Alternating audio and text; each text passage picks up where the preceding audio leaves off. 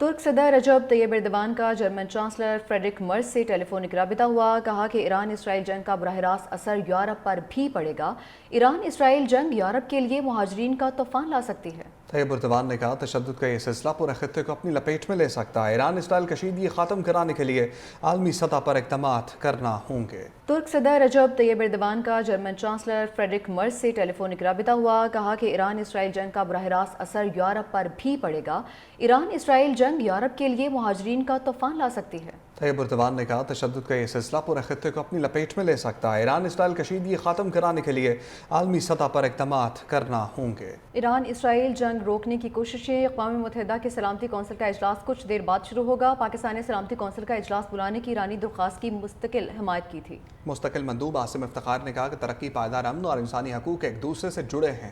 بنیادی محرکات کا ازالہ کرنے تک امن کی کوششیں غیر مستحکم رہیں گی۔ یورپی وزراء خارجہ اور ایران کے درمیان جنیوا میں جوہری معاملے پر مذاکرات بھی آج ہوں گے۔ جب تک اسرائیلی حملے نہیں رکتے امریکہ سے کوئی مذاکرات نہیں ہو سکتے۔ ایرانی وزیر خارجہ عباس اراغچی نے واضح کر دیا ہے، کہا امریکہ اسرائیلی جارحیت میں برابر کا شریک ہے۔ اسے بتا دیا کہ جب تک اسرائیل حملے نہیں روکے گا مذاکرات کی کوئی گنجائش نہیں ہے۔ مزید کہا کہ آج یورپی رہنماؤں کے ساتھ مذاکرات ہوں گے جس میں ایران کے جوہری پروگرام سے متعلق بات کریں گے۔ ایران کا میزائل پروگرام اس کی دفاعی صلاحیت ہے، اس پر کسی صورت مذاکرات نہیں ہوں گے۔ ہم نے ہمیشہ امن کی کوشش کی ہے لیکن مسلط کردہ جنگ کا جواب دینا بھی لازم ہے۔ صدر مسعود پزشکیان کا دو ٹوک پیغام۔ کہا کہ صہیونی دہشت گردی کا مکمل خاتمہ ناگزیر ہے۔ مستقبل کے امن کے لیے ضروری ہے کہ اسرائیلی مہم جوئیوں کو ہمیشہ کے لیے ختم کروایا جائے گا۔ ہم نے ہمیشہ امن کی کوشش کی ہے لیکن مسلط کردہ جنگ کا جواب دینا بھی لازم ہے۔ صدر مسعود پزشکیان نے دو ٹوک پیغام دیا ہے۔ انہوں نے کہا کہ صہیونی دہشت گردی کا مکمل خاتمہ ناگزیر ہے۔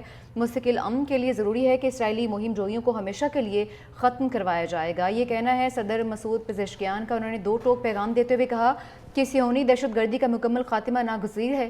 مستقل امن کے لیے ضروری ہے کہ اسرائیلی مہم جوئیوں کا ہمیشہ کے لیے خاتمہ کیا جائے۔ ہم نے ہمیشہ امن کی کوشش کی ہے لیکن مسلط کردہ جنگ کا جواب دینا بھی لازم ہے۔ یہ کہنا ہے صدر مسعود پزشکیان کا۔ انہوں نے دو ٹوک پیغام دیتے ہوئے کہا کہ صہیونی دہشت گردی کا مکمل خاتمہ ناگزیر ہے۔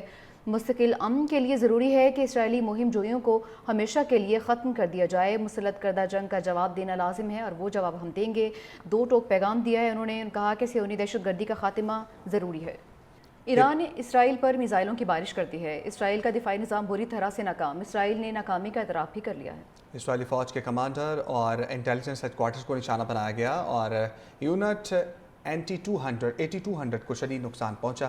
ایران نے اسرائیلی حملوں میں اپنے سائنسدانوں کی شہادتوں کا بدلہ لیتے ہوئے اسرائیلی سائنس انسٹیٹیوٹ کو بھی ملبے کا ڈھیر بنا دیا۔ وائزمین انسٹیٹیوٹ کی تباہی سے اسرائیل کو بھاری نقصان ہوا۔ ایرانی حملوں میں اسرائیلی شہریوں کی ہلاکتوں کی تعداد 50 ہو گئی ہے۔ ایران اسرائیل پر میزائلوں کی بارش کرتی ہے۔ اسرائیل کا دفاعی نظام بری طرح سے ناکام۔ اسرائیل نے ناکامی کا اعتراف بھی کر لیا ہے۔ اسرائیلی فوج کے کمانڈر اور انٹیلیجنس ہیڈ کوارٹرز کو نشانہ بنایا گیا اور یونٹ AT200 کو شدید نقصان پہنچا۔ ایران نے اسرائیلی حملوں میں اپنے سائنسدانوں کی شہادتوں کا بدلہ لیتے ہوئے اسرائیلی سائنس انسٹیٹیوٹ کو بھی ملبے کا ڈھیر بنا دیا۔ وائزمین انسٹیٹیوٹ کی تباہی سے اسرائیل کو بھاری نقصان ہوا۔